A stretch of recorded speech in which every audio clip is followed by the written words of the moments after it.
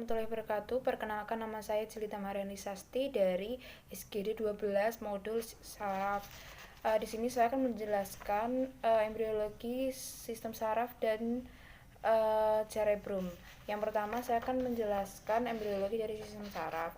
Nah, ini pada embriologi pada hari ke-17 di sini yang warna hitam itu adalah notochord. Nah, kemudian di bagian ectoderm itu yang warna biru itu dia akan membentuk penebalan dan akan membentuk lempeng yang atau namanya itu neural plate. Nah, ini kemudian hari ke-19.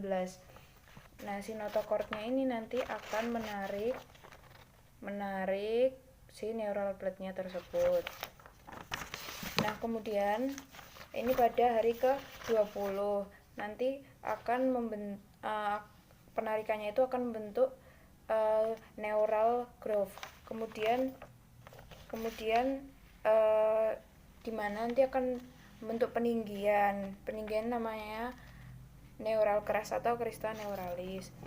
Kemudian pada hari ke-21 akan membentuk si neural plate-nya itu akan bersatu dan membentuk neural tube. Nah, kemudian ini versi mudahnya. Ini pada hari ke-18. Nah, ini neural plate-nya. Kemudian ini pada hari ke-20 ini di bagian yang mengelilingi neural plate itu ada namanya lengkung neural, di mana nanti akan bersatu dan membentuk tabung. Bentuk tabung pada hari ke-23 di mana di bagian atas ini namanya neural porus cranialis dan di bagian bawah ini neural porus caudalis, dari di mana yang kranial ini nantinya akan membentuk ensephalon dan yang bagian kaudal nantinya akan membentuk medula spinalis. Nah, kemudian ini potongan sagital di hari ke-28 dimana dia membentuk pelebaran. Nah, di bagian sini itu nanti dia akan bentuk 3 bagian. Di bagian sini itu namanya forebrain atau proencephalon. Nah, kalau di bagian sini itu midbrain atau mesencephalon dan yang bagian bawah ini namanya hindbrain atau rhomboencephalon.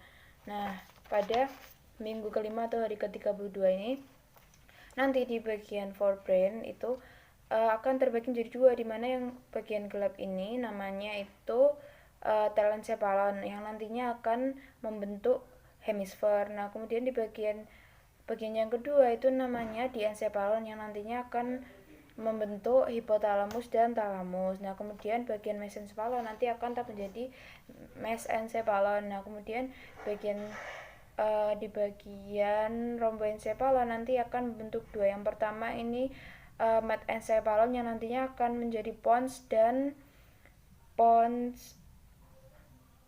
cerebellum. Nah, kemudian kalau yang ini itu namanya melencephalon nantinya akan membentuk medula oblongata.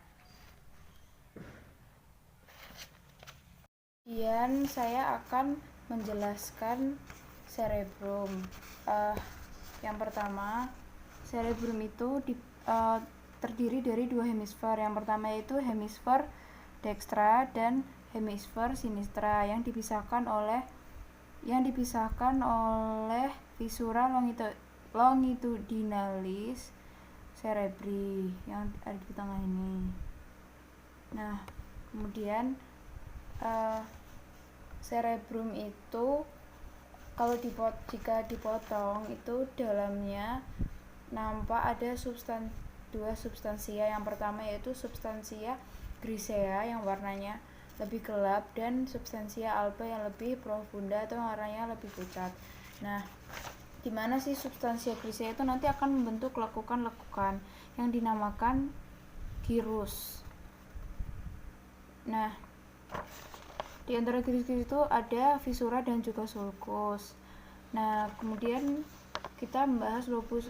Saya akan menjelaskan lobus-lobusnya terlebih dahulu. Nah, ini ada gambar yang ini, itu yang warna merah itu lobus frontalis, kemudian yang warna biru itu lobus parietalis dan warna kuning temporalis, kemudian yang warna hijau itu lobus occipitalis.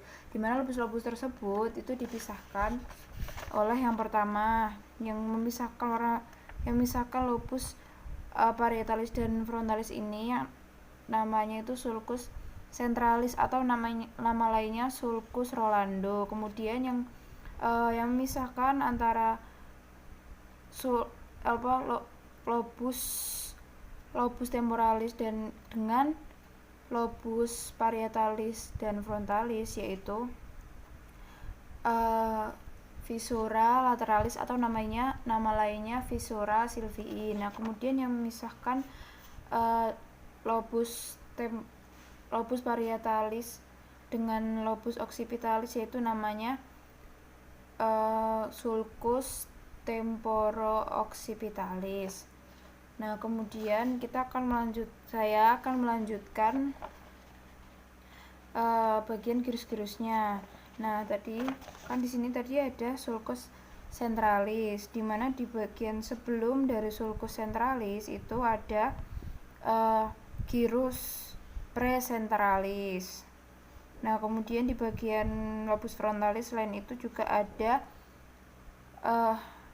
gyrus suprafrontalis.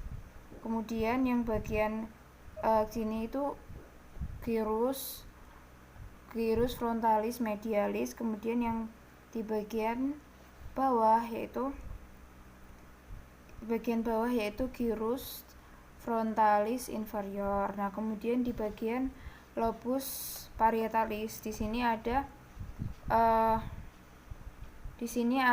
gyrus supramarginalis. Kemudian yang bagian sini itu ada gyrus angularis. Nah, kemudian kalau di lobus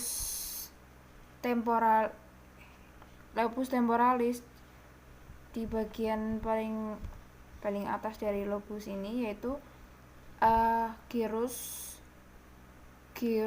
temporalis superior. Kemudian yang di bagian bawahnya gyrus temporalis medialis dan bagian paling bawah gyrus temporalis inferior. Sekian dari video saya, terima kasih. Mohon maaf apabila ada kekurangan. Assalamualaikum warahmatullahi wabarakatuh.